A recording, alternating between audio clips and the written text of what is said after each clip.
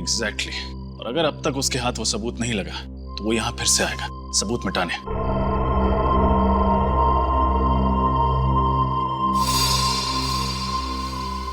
ये देखिए, खून की प्यासी नर्स। अब इसकी प्यास जेल में ही बुझेगी। ये मेन हॉल में है, चलो। अरे अभी तो इधर थी, कहाँ गई? ये तो उसी आदमी की आवाज है जो यहाँ रहता है। ऊपर चलो। ऊपर।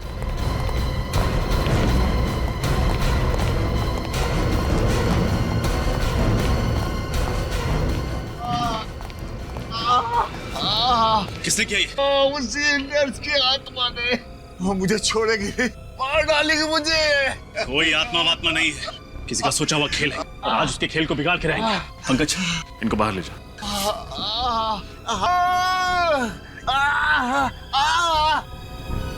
विनीत, इस कमरे की अच्छी तरह तलाशी लो। कोई तो वजह होगी कि वो खूनी इस बुजुर्ग आदमी को मारना चाहता है।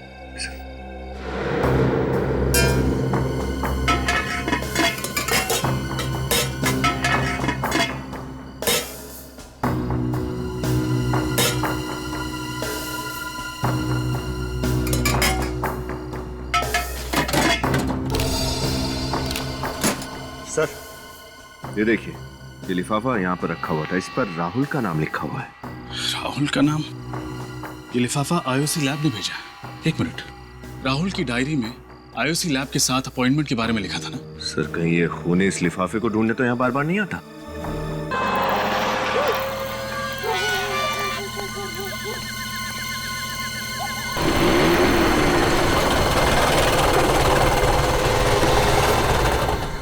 यार मुझे तो डर लग रहा है, अगर वाकई में कोई आत्मा हुई तो आत्मा के साथ अंताक्षरी खेलेंगे। मजाक मत कर यार, अगर सचमुच में आत्मा हुई तो? हाँ तो उससे निपटने का तरीका ढूंढ लेंगे मेरे भाई, तू टेंशन मत ले। मगर कैसे? अब यार जब आत्मा आएगी ना तो आइडिया अपने आप दिमाग में आ जाएगा। चलते। नहीं मैं नहीं जाऊंगा। तुझे डर लग रहा है? डरपोक? मैं डरपोक नहीं हूँ। हाँ तो चल अंदर, देखते हैं कि तू डरपोक है कि नहीं। आजा। क्या हो गया? तू तो बोल रहा था कि तुझे डर नहीं लगता, तो चल। चल ठीक है।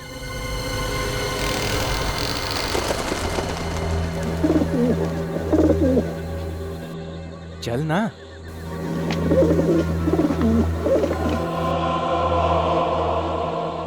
यार कितना सन्नाटा है यहाँ पे। मैं कह रहा था तुझे अंदर नहीं चलते, मगर तू। ए डरपोक, तू बात बात पे ना डरना छोड़ दे। ये साइलम था, सोच एक जमाने में कितने लोग रहते होंगे यहाँ। वो वहां सुनी किसी की सीढ़ियां चढ़ने की आवाज।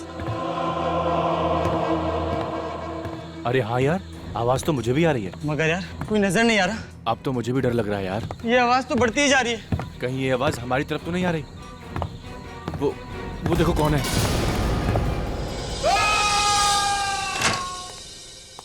गौतम, क्या हुआ अमित को? विनीत भैया, कल रात हम जो वनराज नगर में पुराना मानसिक चिकित्सा केंद्र है वहाँ गए थे।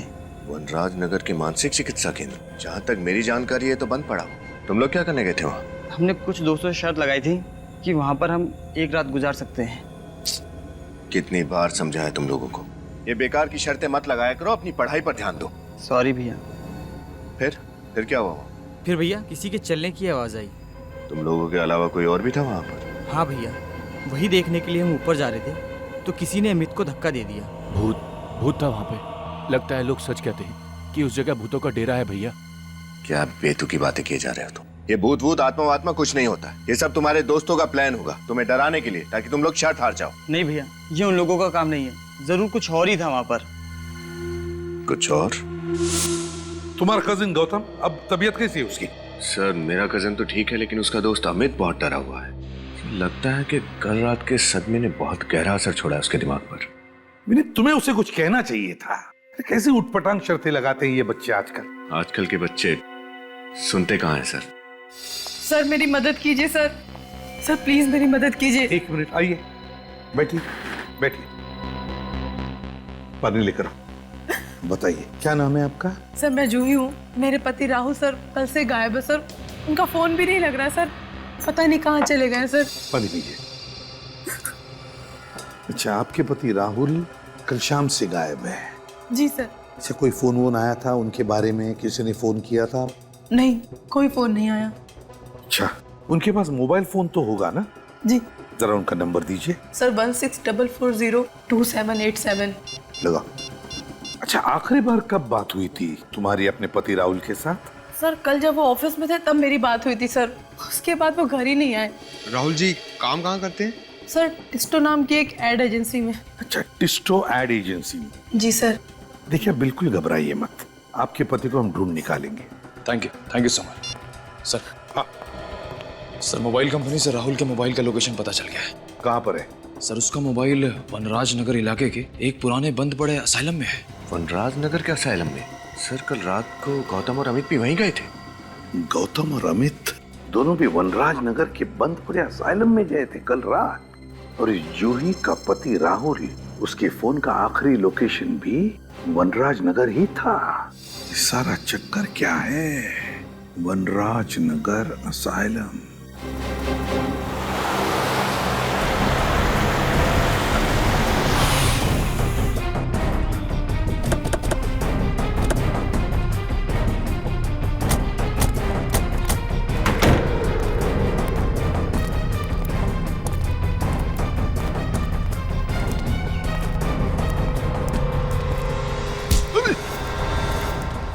कैसी जगह है ये राहुल हमें यहीं पर मिलेगा। उसका फोन आखिरी बार यहीं पे ट्रेस हुआ है, इसी बंद असाइलम में। ढूंढना होगा। फ्रेडी, तुम इस तरफ जाओ। पंकज, इधर मुंह मत देखा करो, जाओ जल्दी।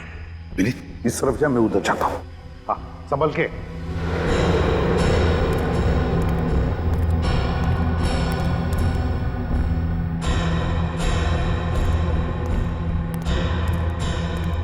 हमेशा गलत जगह पे मुझे ही लेके जाते हैं।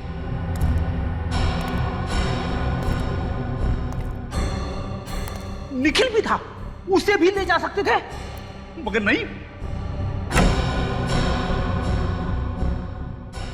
हॉट सीट पे मुझे ही बैठना पड़ता है।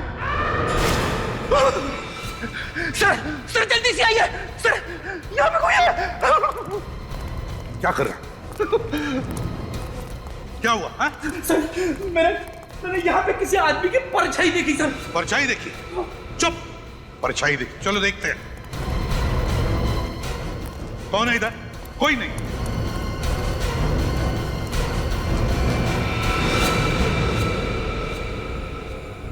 कहीं ये राहुल तो नहीं? फोटो दिखा, उसके पत्नी ने दिया हुआ। क्या ये राहुल ही तो है? सर कितनी बेरहमी से इसकी गर्दन मरोड़ी है। जिसने भी किया है ना, कोई ताकतवर इंसान है। मुझे जो लग रहा है वो अगर मैं बोलूंगा तो चुप रहो। परछाई वाला आदमी वही खूनी है, वही खूनी है।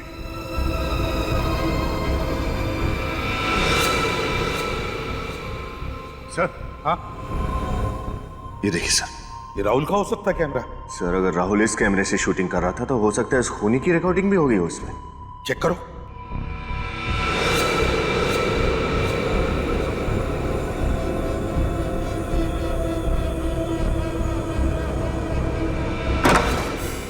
जो दरवाजा बंद होने की आवाज है, इसका मतलब कोई तो है यहाँ। देखते हैं।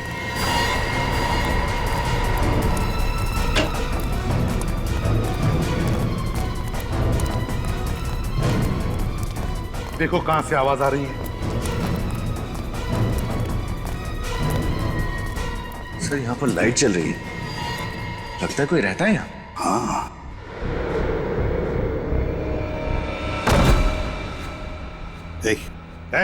उठो। कौन हो तुम? यहाँ क्या कर रहे हो? मैं यही रहता हूँ। बीवी मर चुकी है, बेटों ने मुझे घर से निकाल दिया। मैं भीख मांगकर अपनी पेट की आग बुझाता हूँ। आपके बेटों ने आपको घर से बाहर निकाल दिया? शर्म आनी चाहिए उन्हें। यहाँ पर एक खून हुआ है। खून? यहाँ इस बिल्डिंग में। क्या तुमने वो खून होते हुए देखा या फिर उसके बारे में कुछ जानते हो? कल मैंने कुछ लोगों का शोर शराबा सुना। शोर शराबा? हाँ, कल कुछ लोग दारू पी के शोर शराबा कर रहे थे। मुझे लगा दारू पी के ये लोग मस्ती कर रहे, इसलिए मैंने ध्यान नहीं दिया। अच्छा, यहाँ पे कोई लड़की आती रहती है? लड़की? वो मरी हुई लड़की, नर्स। नर्स? नर्स है वो? हाँ, वो खून की प्यासी है। वो अपना बदला लेने के लिए चारों तरफ भटकती फिरती है।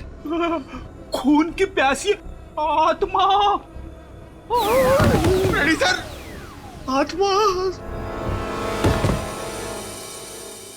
कौन हो सकता है ये ताकतवर इंसान जिसने इतनी बेरहमी से राहुल को मारा है? सर हाँ, फुटेज रेडी है। देखो।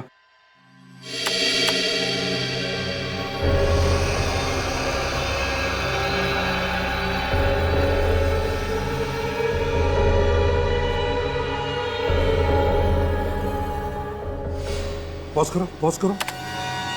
जिसकी भी परछाई है उसने सिर पर भी कुछ पहना है, टोपी जैसे। नर्सेस के सिर पर जैसे वो टोपी होती है उस तरह का। हाँ सर, वो बुजुर्ग आदमी भी तो बता रहा था ना कि असाइलम में एक नर्स आती है। फिर आगे प्ले करो। सर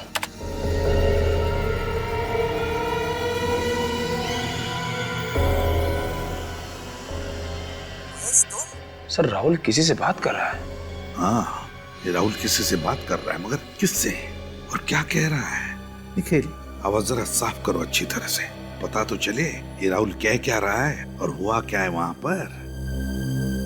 सर, हाँ पंकज, क्या पता चला?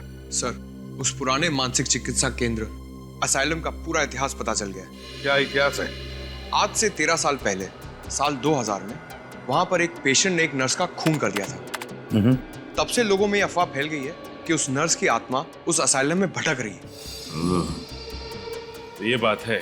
नर्स की आत्मा? सचिन, कोई नर्स की आत्मा वात्मा नहीं, कोई और ही है, कोई लड़की जो ये नर्स की टोपी पहनकर घूम रही है, उस नर्स के आत्मा का फायदा उठाने के लिए। सर हाँ, सर आवाज साफ हो गई है। सर राहुल की आवाज तो साफ हो गई है, लेकिन वो किससे बात कर रहा है समझ में नहीं आ रहा है। कोई बात नहीं, राहुल की आवाज सुनते। महेश, तुम? महेश? राहुल ने किसी महेश का नाम लिया है, इसका मतलब है राहुल उस महेश के साथ बात कर रहा है इस वीडियो में। सर, कहीं राहुल को इस महेश ने तो नहीं मारा? हो सकता है। महेश, राहुल की आवाज सुनकर ऐसा लग रहा था जैसे महेश को देखकर राहुल चौंक गया। इसका मतलब है राहुल और महेश एक दूसरे को जानते थे। राहुल के ऑफिस में जाकर देखना होगा कि है कौन ये महेश।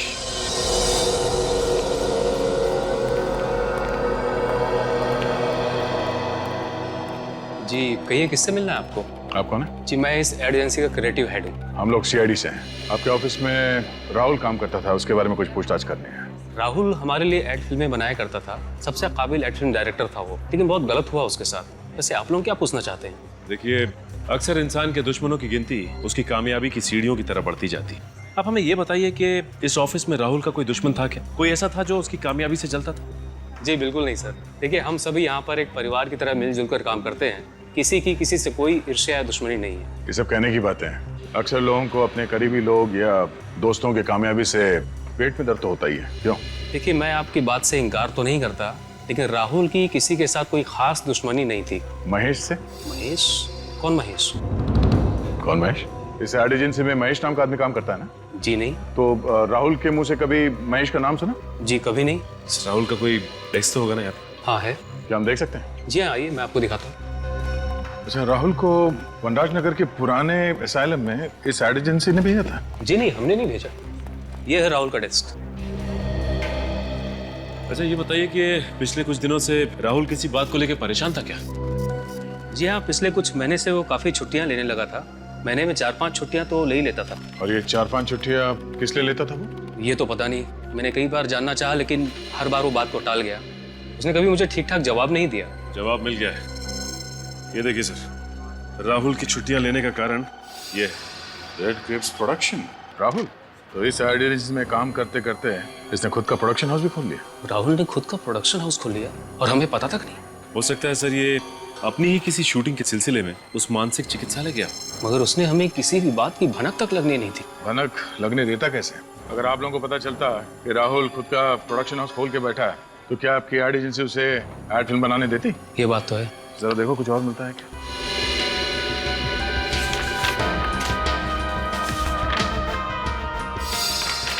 सर और कुछ तो नहीं। ये देखिए, ये डायरी मिली है। राहुल की पर्सनल अपॉइंटमेंट डायरी। देखते हैं आखिरी बार किससे मिला था ये राहुल। आईओसी। ये आईओसी क्या हो सकता है? ये तुम्हारी किसी क्लाइंट की कंपनी का नाम तो नहीं है? जी नहीं, हमारी किसी क्लाइंट की कंपनी का नाम आईओसी नहीं है। चलो इस राहुल के प्रोडक्शन हाउस से पता करते हैं आईओसी और इस महेश के बारे में। Mister Suresh, CID. मुझसे आपके फोन पे बात हुई थी। ये आईओसी? सर आईओसी का तो मुझे पता नहीं, लेकिन सर महेश तो राहुल सर का असिस्टेंट था। महेश राहुल का असिस्टेंट था? बुलाओ जरा इस महेश को। सर राहुल सर ने तो उन्हें 1 महीना पहले ही नौकरी से निकाल दिया। नौकरी से निकाल दिया? लेकिन क्यों? सर वजह तो उन्होंने किसी को नहीं बताई थी, पर उड़ती उड़ती खबर है कि महेश ने उनका कैमरा और उसका कुछ सामान चोरी कर लिया था, इसलिए। कहीं महेश ने बदला लेने के लिए राहुल का खून तो नहीं कर दिया? अच्छा, ये वनराज नगर के बंद पड़े असाइलम में राहुल करने क्या गया था? सर वहाँ पे कुछ शूटिंग का काम चल रहा था। कैसी शूटिंग? दरअसल राहुल सर डॉक्यूमेंट्री फिल्म पे काम कर रहे थे। वे ऐसी ऐसी डरावनी जगह जाके शूट करते थे जहाँ उन्हें लगता था कि आत्माएं होंगी। आत्माओं पे डॉक्यूमेंट्री? और किसके लिए बना रहे थे ये फिल्म? सर ऐसी डॉक्यूमेंट्री फिल्मों को सराहने वाले बहुत लोग हैं। मगर उसी जगह पे शूटिंग करने की क्या वजह थी? सर महेश के कहने पर। तो महेश का हाथ भी है इसमें? महेश एक दिन वहाँ से कुछ फुटेज शूट करके लाया था, जिन्हें देखकर राहुल सर को लगा कि वहाँ जरूर आत्मा है। क्या हम वो फुटेज देख सकते हैं? जी सर।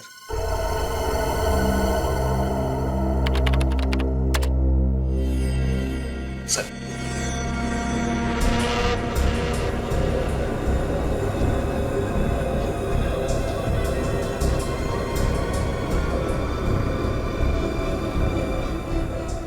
एक मिनट पॉज करो। इसमें भी लड़की? जरा जूम करो उस पे। देखा सचिन, कांच में लड़की का चेहरा साफ नजर आ रहा है। राहुल की वीडियो रिकॉर्डिंग में भी लड़की दिखी थी ना? हाँ सर, लगता है ये लड़की महेश से मिली हुई है और इन दोनों ने मिलकर राहुल का खून किया है। अब इन सारे सवालों का जवाब उस मानसिक चिकित्सालय से ही मिलेगा।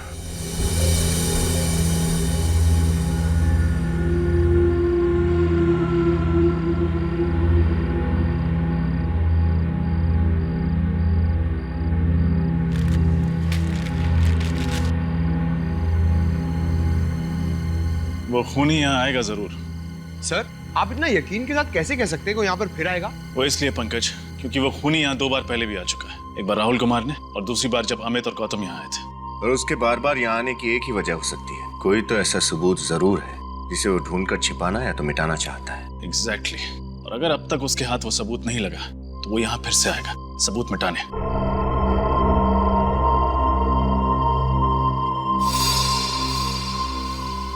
ये देखिए, खून की प्यासी नर्स। अब इसकी प्यास जेल में ही बुझेगी। ये मेन हॉल में गया, चलो। अरे अभी तो इधर थी, कहाँ गई? ये तो उसी आदमी की आवाज है जो यहाँ रहता है। ऊपर चलो। ऊपर।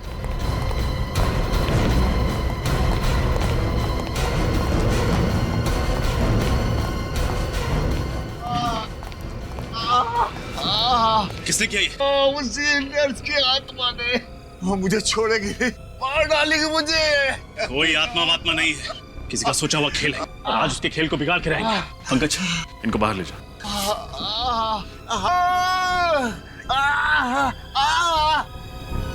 विनीत, इस कमरे की अच्छी तरह तलाशी लो। कोई तो वजह होगी कि वो खूनी इस बुजुर्ग आदमी को मारना चाहता है।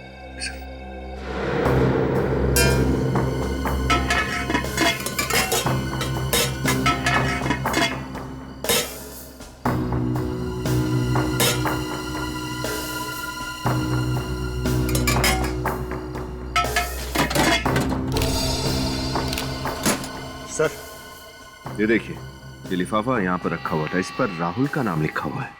राहुल का नाम? ये लिफाफा आईओसी लैब ने भेजा।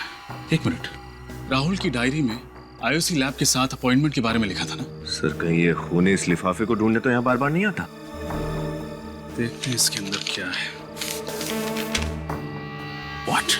एक लड़की की हड्डी के टुकड़े की फोरेंसिक रिपोर्ट? अब ये क्या नई पहेली है? एक लड़की की हड्डी की फोरेंसिक रिपोर्ट इस बुजुर्ग आदमी के कमरे में क्या कर रहे हैं? सर कहीं ये रिपोर्ट इसे राहुल की लाश के पास तो नहीं मिली और ये उठाकर उसे यहाँ ले आया?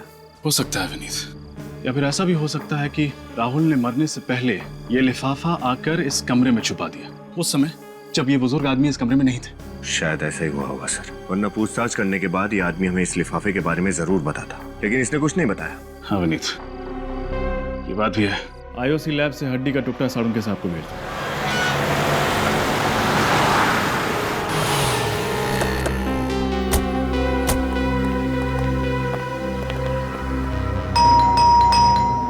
सर दरवाजा तोड़ दूं? अरे थोड़ी देर तो रुको। दया सर किसी को भी कम से कम 2 मिनट का समय तो देते ही। हो सकता है कोई खाना खा रहा हो, बाथरूम में हो, लेकिन तुम दरवाजा देखते ही घोड़े पे सवार हो जाते हो। तोड़ दूं? सॉरी सर, वो दया सर की इतनी कहानियां सुनी है दरवाजा तोड़ने वाली कि दरवाजा देखते ही बस क्या वो क्या बेकाबू हो जाता हूँ सर। काबू करो। हाँ चलो अपनी कला दिखाओ। पंकज, दरवाजा तोड़ने की खुशी देखी चेहरे पे। घर तो पूरी तरह से खाली है, देखो अच्छी तरह से क्या मिलता है। सर कहीं राहुल का खून करके महेश 9 तो 11 तो नहीं हो गया? बच के जाएगा कहाँ? इसी घर में कुछ ऐसा सुराग ढूंढ निकालेंगे जो उस तक पहुंचाएगा हमें। एक काम करो, अच्छी तरह से देखो, देखो एक भी कोना बचना नहीं चाहिए।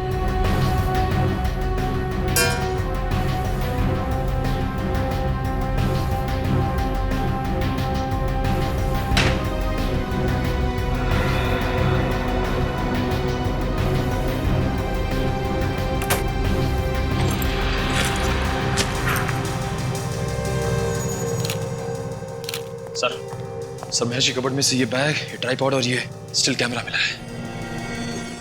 कहीं ये वही सामान तो नहीं जो राहुल के ऑफिस से चोरी हुआ था? ऐसा लगता है वही सामान है ये। और इसी सामान की वजह से राहुल ने महेश को ऑफिस से निकाल दिया। सर ये देखिए, ये लड़की की फोटो मिली है और पीछे इसका नाम लिखा है, मधुमिता। ओह माय गॉड, ये तो वही लड़की है जिसे हमने असाइलम की फुटेज में देखा था। तब सर राहुल ने जो डॉक्यूमेंट्री की फुटेज शूट की थी पागल खाने में आत्मा वगैरह की, वो सारा फुटेज झूठा था।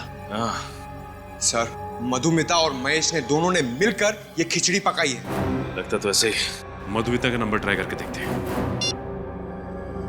फोन तो बंद आ रहा है। इस महेश का पता लगाना होगा किसी भी हाल में। एक बार ये मधुमिता हाथ लग जाए ना तो महेश तो खुद ब खुद हमारे हाथ लग जाएगा। महेश और मधुमिता, ये महेश और मधुमिता, इन दोनों को जल्दी से जल्दी ढूंढना होगा। मिलने चाहिए ये हमें। और फिर उस लड़की के बारे में क्या पता चला जिसकी हड्डी के टुकड़े की जांच राहुल ने इस आईओसी लैब में से करवाई थी? नहीं सर, अब तक तो कुछ पता नहीं चला। सर इसी रिपोर्ट को चुराने के लिए वो खूनी शायद असाइलम गया होगा, मगर उसके हाथ नहीं आई। हाँ, उसे क्या पता कि ये रिपोर्ट हमारे हाथ में है। इस खूनी को ये नहीं मालूम कि सीआईडी वालों के लिए एक तिनकी भर का सुराग भी काफी है उस तक पहुंचने के लिए। सर इस महेश ने ही राहुल का खून किया होगा। घर पे मिला नहीं और उसका फोन भी बंद आ रहा है। ये राहुल घर पे नहीं मिला और उसका फोन भी बंद आ रहा है, और मधुमिता का भी तो फोन बंद आ रहा है। काम करो, इस राहुल ने जहां जहां पर जाके अपनी डॉक्यूमेंट्री की शूटिंग की है ना, वहां जाओ और पता लगा। देखो देखो कहां पर वो हड्डी का टुकड़ा मिला था उसे। सर ये राह पे लगा। जी कहिए, आपको किससे मिलना है? हम लोग सीआईडी से। आपसे कुछ बात करनी थी। मुझसे? किस बारे में? उस डॉक्यूमेंट्री फिल्म के बारे में जो राहुल आपके घर पे शूट कर रहा था। ओह, उसके बारे में? अक्सर इस घर की छत से कुछ अजीब अजीब सी आवाजें आती हैं। घर की छत से अजीब अजीब सी आवाजें आती हैं? हाँ, उन्हीं आवाजों की जड़ तक पहुंचने की कोशिश कर रहा था राहुल। सर कई बार मैंने ये महसूस किया है कि हमारे मोहल्ले में बिल्ली की आत्मा भटकती रहती है। बिल्ली की आत्मा?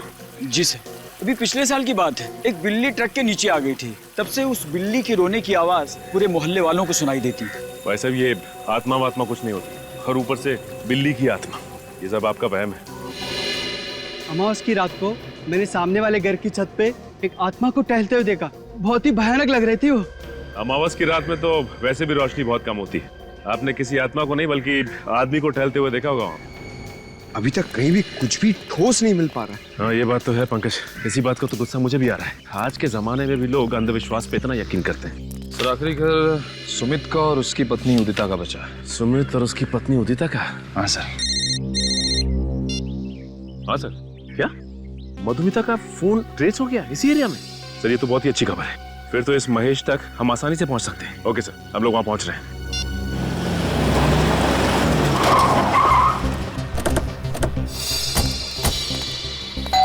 यहीं पे ट्रेस हुआ था मधुमिता का मोबाइल।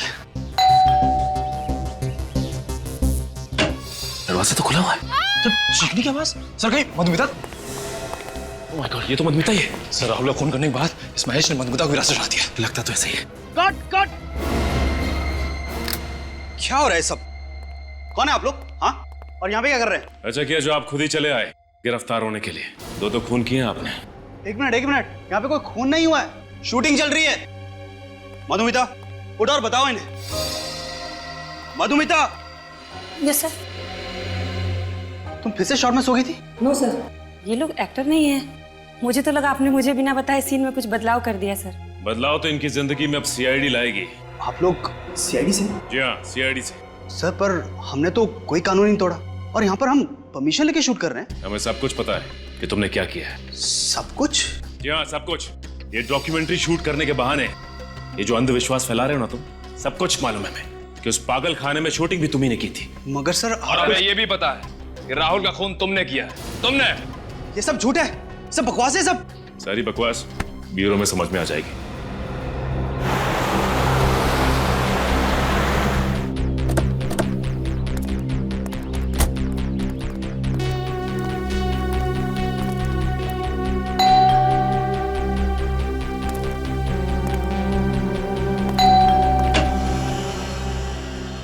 आप मिस्टर सुमित? जी, मेरा नाम सुमित है। आप लोग मेरे बैंक से लोन के सिलसिले में आए? नहीं, लोन वोन कुछ नहीं, हम लोग सीआईडी से। सीआईडी? कौन है सुमित? कोई नहीं, तुम बिस्तर से उठ के क्यों आ गई? डॉक्टर ने तुम्हें आराम करने के लिए कहा है। पानी चाहिए था। तो मुझे बुला लिया होता ना, मैं दे देता। चलो आराम करो, चलो चलो। हाँ, संभल के जाओ, आराम करो। सॉरी, दरअसल मेरी वाइफ की तबीयत कुछ ठीक नहीं है। क्या हुआ है? कुछ खास बीमारी नहीं है, आयरन की कमी है, इसलिए थोड़ी कमजोरी है। डॉक्टर ने दवाई दी है, कुछ ही दिनों में ठीक हो जाएंगी। लेकिन सर, सीआईडी वाले यहाँ तो सब ठीक है। मिस्टर सुमित, कुछ हफ्तों पहले एक राहुल कुमार ने आपके घर में डॉक्यूमेंट्री शूट की थी, ये पता लगाने के लिए कि आपके घर में आत्माएं हैं या नहीं। ओह, उस डॉक्यूमेंट्री के सिलसिले में आप लोग यहाँ आए हैं? जी हाँ, हम आपको बता दें कि मिस्टर राहुल का खून हो गया है। What? राहुल का खून हो गया? कैसे, किसने किया ये सब? बस उसी की इंक्वायरी चल रही है, उसी का पता लगा रहे हैं हम लोग।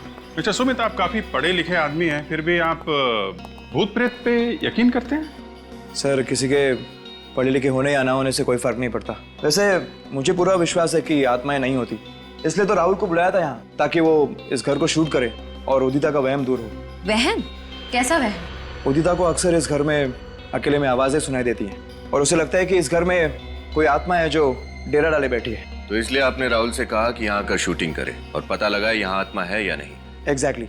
और जैसा कि मेरा विश्वास था, इस घर में कोई आत्मा नहीं निकली। मिस्टर सुमित, आपको एतराज ना हो तो हम आपके घर की तलाशी ले सकते हैं? सर, दरअसल मेरी एक इम्पोर्टेंट मीटिंग है, मैं ऑलरेडी लेट हो चुका हूँ। इफ यू डोंट माइंड, ये तलाशी आप फिर किसी दिन ले सकते हैं?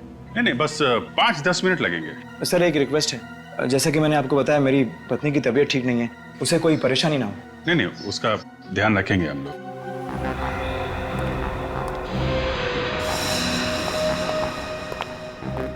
इस फोटो में आपकी वाइफ के अलावा ये नेहा है सर। नेहा? जी, यहाँ पेइंग गेस्ट के तौर पे रहती थी।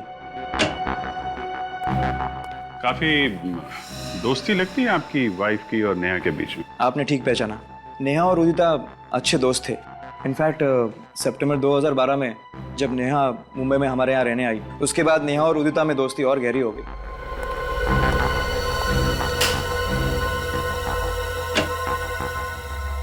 वैसे सर, आपको किस चीज की तलाश है? कोई ऐसा सुराग जिससे इस केस की तह तक हम लोग पहुंच सकें। लेकिन सर, आपको ऐसा क्यों लग रहा है कि वो सुराग मेरे घर पे मिलेगा? नहीं, जिन जिन घरों में राहुल ने शूटिंग की है, हम सब जगह जा रहे हैं। सिर्फ आपके घर में नहीं है, सभी जगहों पे जा रहे हैं हम लोग।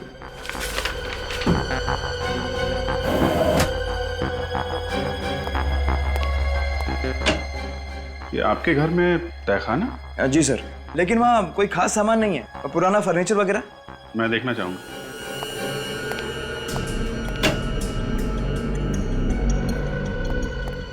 सर, तहखाना काफी दिनों से साफ नहीं किया है, मकड़ी के जाले वगैरह होंगे, आपके कपड़े गंदे हो जाएंगे। कपड़ों की चिंता मत कीजिए, आप जरा लाइट जलाइए। जी।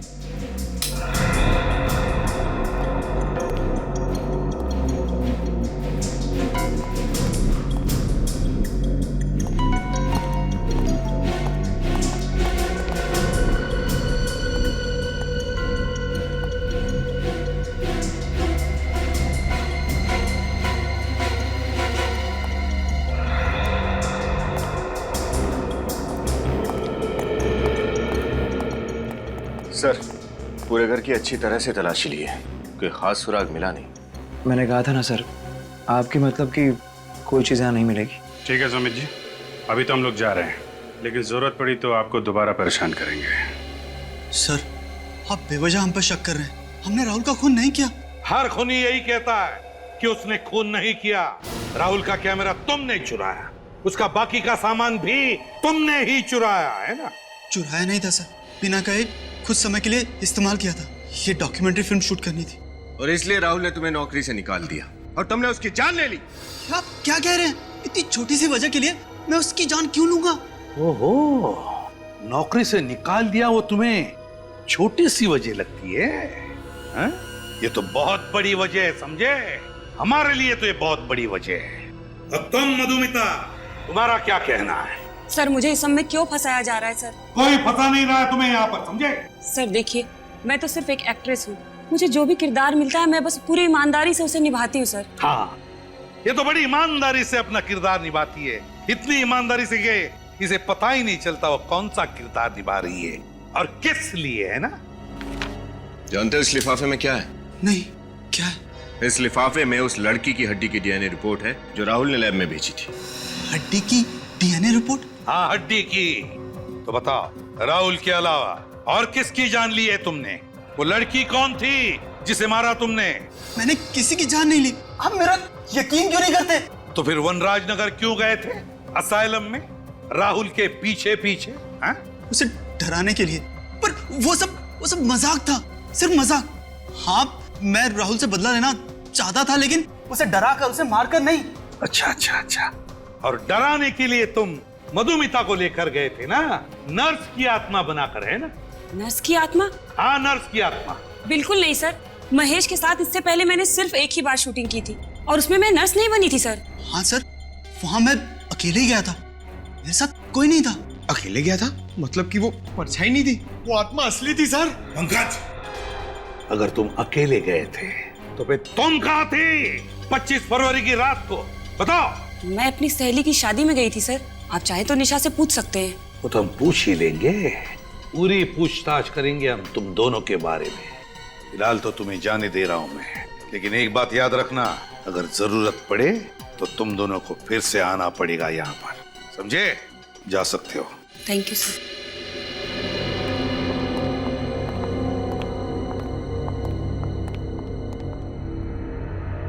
सर, ये गुत्थी तो और भी ज्यादा उलझती जा रही है।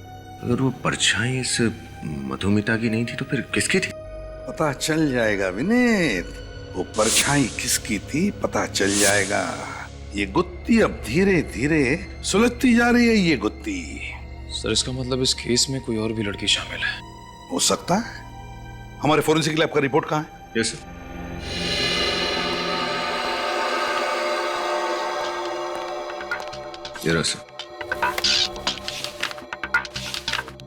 ये देखो, साळुंखे का रिपोर्ट। हड्डी पर जिंक ऑक्साइड के ट्रेसेस मिले थे। जिंक ऑक्साइड तो रैट पॉइजन में, चूहे मारने की दवाओं में इस्तेमाल किया जाता है।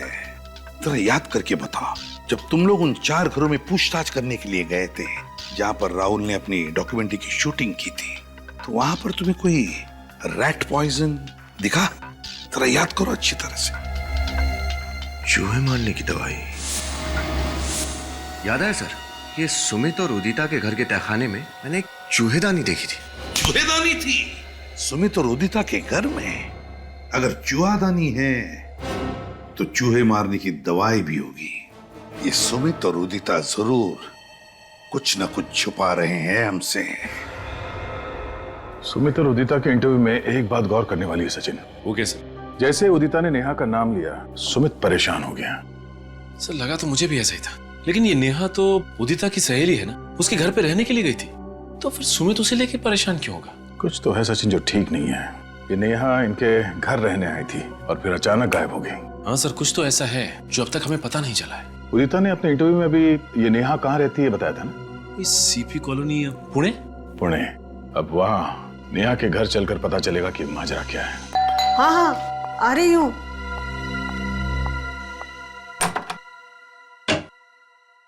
कौन है आप लोग? किससे मिलना है? आज हम लोग सीआईडी से, नेहा से मिलने आए।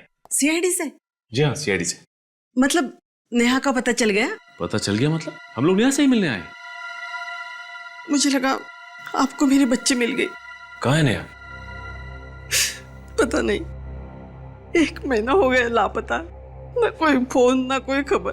भगवान जाने मेरी बेटी किस हाल में होगी। आप बिल्कुल फिक्र मत कीजिए, आपकी बेटी नेहा को हम लोग ढूंढ निकालेंगे।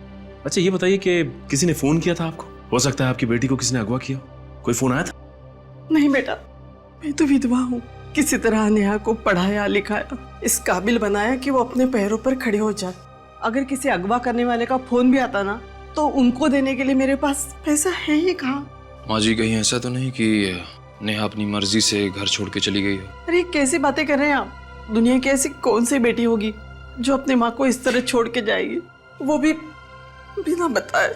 माँ जी अगर आपको एतराज ना हो तो हम नेहा के कमरे की तलाशी ले सकते हैं। शायद उसके कमरे से ऐसा कुछ मिल जाए जो हमें नेहा तक पहुंचा दे। जी पंकज, कमरे की तलाशी। कहाँ है उनका रूम? भाई तरफ। अच्छा माँ जी ये बताइए कि नेहा से आपने आखिरी बार कब बात की थी? 19 जनवरी को, जिस दिन नेहा वापस आने वाली थी।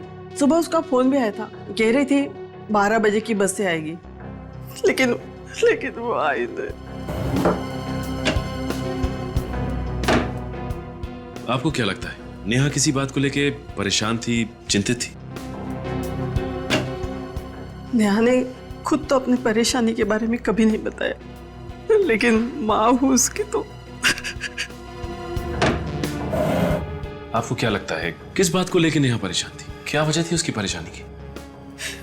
बेटा नेहा बड़े बड़े सपने लेकर मुंबई शहर गई थी। उसमें कुछ बन दिखाने का हौसला था, इसलिए जब उसने कहा कि वो हमेशा हमेशा के लिए वापस आ रही है, तभी मैं समझ गई थी कि जरूर कुछ हुआ है, जिसकी वजह से मेरी बेटी की सोच अचानक इस तरह बदल जाएगी।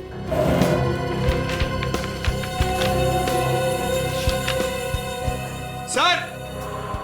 पंकज,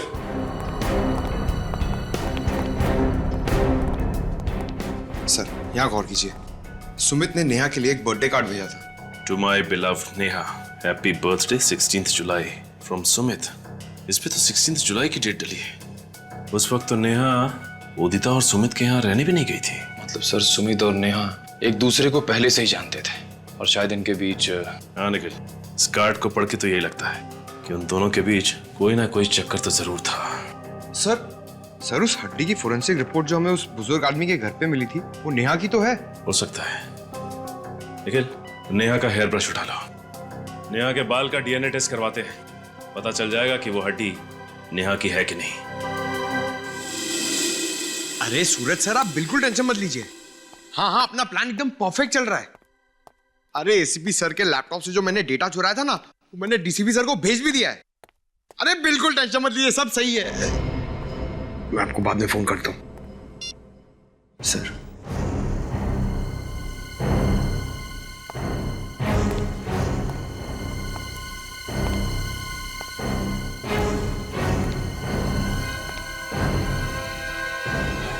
तुम एक सीआईडी ऑफिसर हो, एक सीआईडी ऑफिसर, समझे? और सीआईडी ऑफिसर वही काम करता है जो अपने देश के या फिर समाज के हित में होता है। सर मैं समाज के लिए सोचता हूं सर। बस या अपने आप से कहो या फिर उनसे कहो जिनके लिए तुम ये सब कर रहे हो। पूछो अपने से कि क्या तुम वही काम कर रहे हो जो अपने देश के हित में है, या फिर इसके पीछे कोई और साजिश है? सर। हाँ सर, नेहा के बाल की डीएनए रिपोर्ट आ गई सर। क्या पता चला? सर नेहा के बाल का डीएनए और वो हड्डी जो राहुल ने भेजी थी उसका डीएनए दोनों मैच हो गए सर। दोनों मैच हो गए? मतलब नेहा का खून हो चुका है। और जो सुमित के ऑफिस से पता चला है कि सुमित अक्सर काम के सिलसिले में पुणे जाया करता था और शायद वहीं पे उसकी नेहा के साथ दोस्ती और गहरी हो गई। तो फिर हुआ ये होगा कि नेहा पीछे पड़ी होगी सुमित के, मुझसे शादी करो, मुझसे शादी करो। और फिर उससे छुटकारा पाने के लिए सुमित ने नेहा को खत्म कर दिया। सुमित, इस सुमित के नाटक से पर्दा हटाने का वक्त आ गया है।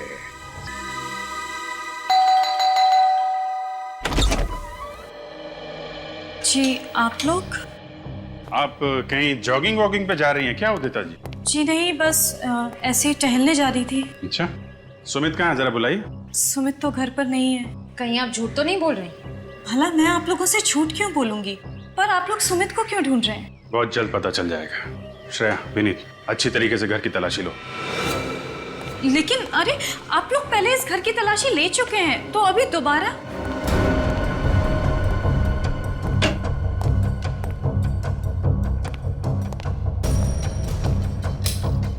क्योंकि इस बार हमें यकीन है कि हमें वो सबूत मिल जाएगा जिससे हम साबित कर सकें कि आपके पति सुमित जी एक खूनी है। क्या? सुमित और खूनी? ये सब आप क्या कह रहे हैं? आपको याद है नेहा गायब हो चुकी है? हाँ मुझे पता है, मगर सुमित का इन चीजों से क्या लेना देना है?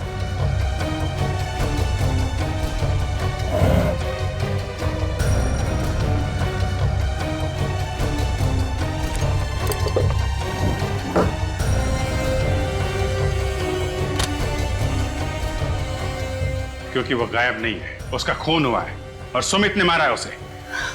सुमित ने नेहा का खून किया? ये सब आप क्या कह रहे हैं?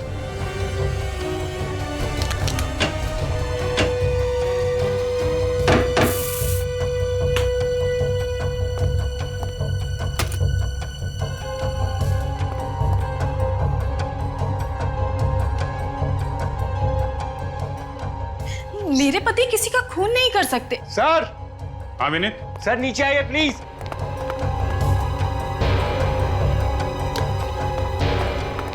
हाँ विनीत? सर, ये देखिए सर।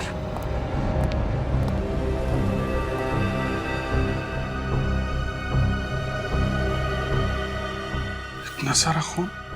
सर लगता है कि नेहा की लाश के टुकड़ों को यहीं पर रखा गया होगा। ये सब क्या है? वही तो हम आपसे पूछना चाहते हैं, क्या ये सब? मुझे कैसे पता होगा? मैं नहीं जानती कि ये सब यहाँ कैसे आया।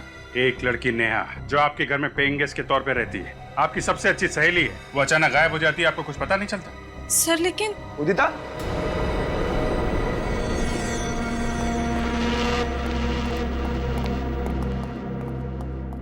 उदिता, अरे आइए आइए सुमित जी, आपका इंतजार कर रहे थे हम लोग। आप लोग फिर से? बस आखिरी बार आपके घर पे, इसके बाद तो जेल में ही मुलाकात होगी आपसे।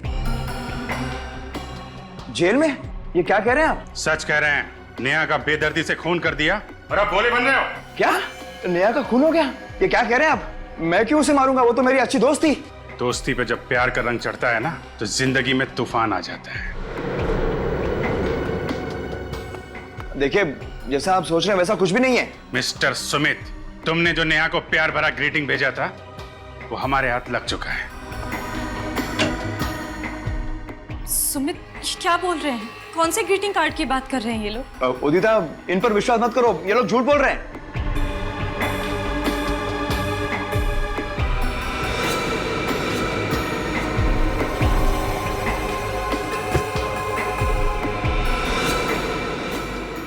अगर ये लोग झूठ बोल रहे हैं तो तुम्हारे पसीने क्यों छूट रहे हैं? सर ये देखिए, अंदर से ये नर्स के कपड़े मिले। नर्स के कपड़े? ना तो ये नर्स है और ना ही आप नर्स हैं सुमित जी, तो फिर ये नर्स के कपड़े कौन पहनता है? भूल गए विनीत, राहुल के खूनी ने भी नर्स के कपड़े पहने हुए थे। सर और तो और ये मार्शल आर्ट्स के कपड़े भी मिले हैं, ब्लैक बेल्ट के साथ। ओह, तो आप मार्शल आर्ट भी जानते हैं? नहीं सर, मैं मार्शल आर्ट नहीं जानता, वो तो उदिता जानती है। उदिता जी, आप मार्शल आर्ट जानती हैं? और एक मार्शल आर्ट जानने वाला ही राहुल की इतनी बेदर्दी से गर्दन मरोड़ सकता था। उदिता, रुको!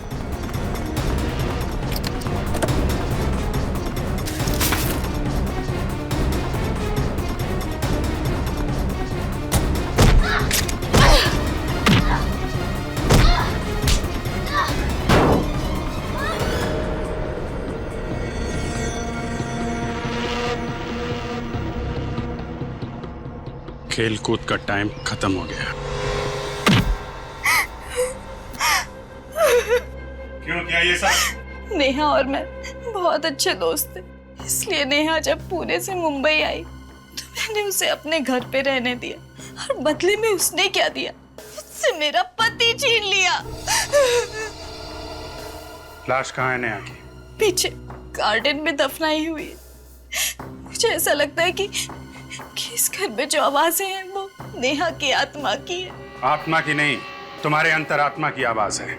तुम्हारा गिल्ट, आत्मग्लानि तुम्हें तब तक परेशान करते रहेंगे जब तक तुम्हारे किए की सजा तुम्हें नहीं मिल जाती। शायद फांसी होगी तुम्हें।